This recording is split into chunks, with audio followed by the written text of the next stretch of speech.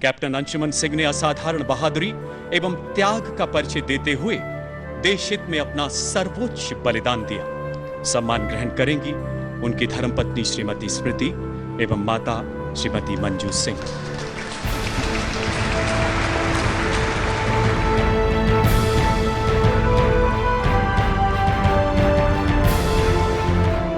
जुलाई 2021 को सियाचिन में शहीद हुए कैप्टन अंशुमान सिंह की शहादत पर मिलने वाले मुआवजे को लेकर बहस छिड़ गई है। सोशल मीडिया पर एक धड़ा कैप्टन अंशुमान की पत्नी पर निशाना साध रहा है, तो वहीं दूसरा पक्ष शहीद कैप्टन के माता पिता को घेर रहा है। कुछ दिनों पहले तक जिस शहीद कैप्टन अंशुमन के माता पिता और पत्नी की तारीफों से सोशल मीडिया पटा पड़ा था, अब उनके पारिवारिक कलह पर लोग अपनी राय दे रहे हैं। दरअसल सियाचिन में शहीद हुए कैप्टन अंशुमान सिंह को कुछ दिन पहले राष्ट्रपति भवन में आयोजित एक कार्यक्रम के दौरान कीर्ति चक्र से सम्मानित किया गया था। ये सम्मान उनकी पत्नी स्मृति और मां मंजू सिंह ने ग्रहण किया। इस कार्यक्रम के बाद अंशुमान की पत्नी स्मृति का एक वीडियो भी सामने आया, जिसमें वो बता रही हैं कि कैसे उनकी अंशुमान सिंह से मुलाकात हुई और शादी के मात्र 5 महीने बाद ही वो विधवा हो गईं। 7-8 hours, we were not ready to accept that anything of such sort has happened. शहीद पत्नी के दर्द को सुनकर सब भावुक हुए थे। उनका वीडियो सोशल मीडिया पर खूब वायरल भी हुआ था। लेकिन इस समारोह के कुछ दिन बाद ही अब अंशुमन सिंह के माता पिता का दर्द सामने आया है। उन्होंने कहा है कि शहीद अंशुमन की पत्नी स्मृति पति अंशुमान की फोटो एल्बम, कपड़े और दूसरी यादों के साथ सरकार की तरफ से दिए गए कीर्ति चक्र को लेकर अपने घर गुरदासपुर चली गई हैं। आरोपों के अनुसार वो न सिर्फ माता पिता के शहीद बेटे का मेडल लेकर गईं, बल्कि उसके दस्तावेजों में दर्ज अस्थायी पते को भी बदलवा कर अपने घर गुरदासपुर का करवा दिया है। इसे लेकर अब सोशल मीडिया प्लेटफॉर्म एक्स पर बहस छिड़ गई है। मामले को लेकर social media user Ashok Kumar ने लिखा, बहू का संबंध दिवंगत कप्तान साहब तक ही था, अभी तो उसकी सारी उम्र पड़ी है। अगर अंशुमान के माता पिता के अंदर इंसानियत और प्रेम की भावना होती तो इस बच्ची को अपनी बेटी बनाकर रखते, इसका नया घर बसाने की जिम्मेदारी उठाते, लेकिन ये कपटी लोग उसकी जिंदगी बर्बाद करने पर उतारू।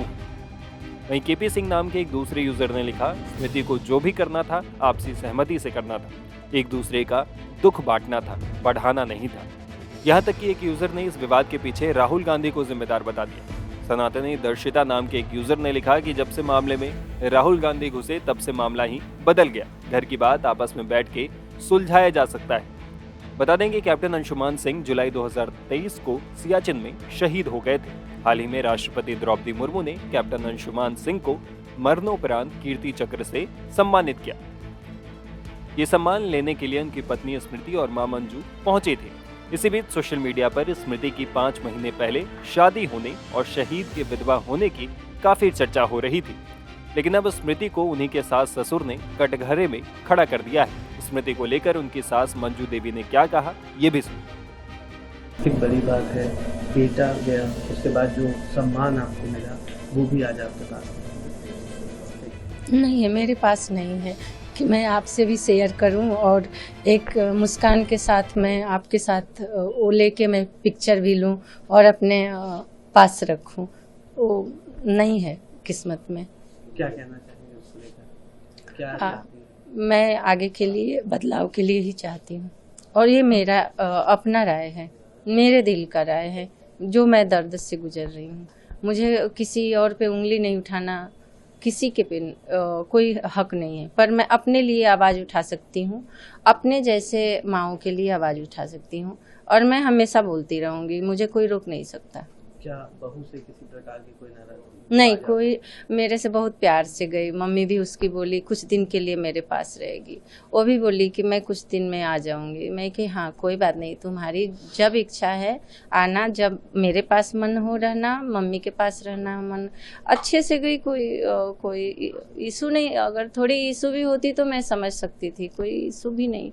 इतना प्यार से 13 दिन रहे हम साथ में, जो भी बेटे का संस्कार हुआ उसमें कुछ लगा ही नहीं कि हम तो अपने दर्द में, अपने गम में, अपने बेटे के लिए सब कुछ कर रहे थे।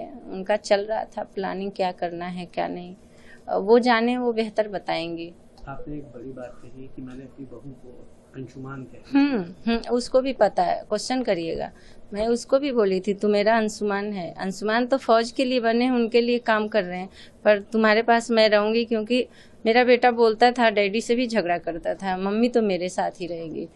तो मैं यही दिमाग में था कि मैं तो तुम्हें ही अंशुमान बोलूँगी, तू मेरे लिए अंशुमान है। और मैं कभी उसको नाम भी नहीं रख, मैं बेटा ही बोलती थी, उसको भी बेटा ही बोलती थी। मैं अपने बेटे को भी कभी नाम ऐसे बताने के लिए तो नाम बताना पड़ता है, पर मैं कभी अपने बच्चों का नाम नहीं रखती। मेरे अपने क्या, मैं किसी भी बच्चों को बेटा ही बोलती हूँ। जब राष्ट्रपति जी के यहाँ सम्मान मिल रहा था उस समय क्या कुछ चीज हुई, क्योंकि बताया जा रहा है उस समय आप सम्मान को भी हाथ में ठीक से नहीं पकड़ा? इशू बनाई होंगी वो जब रिहर्सल हो रहा था, तो सीओ साहब के साथ हो सकता है उनकी बातें हुई होंगी, कुछ उनको डर होगा कि कहीं माँ लेके न चली जाए। ये मेरे अंदर की बात, दिल की बात है। उनको डर होगा, इसलिए वो इशू बनाई, ऐसा कुछ भी नहीं था। अगर 2 आदमी पकड़े हैं तो ये लगता है ना कुछ सेकंड के लिए कि कौन छोड़ रहा है, गिर न जाए। उन्होंने छोड़ा और मेरे हाथ में ही रह गया।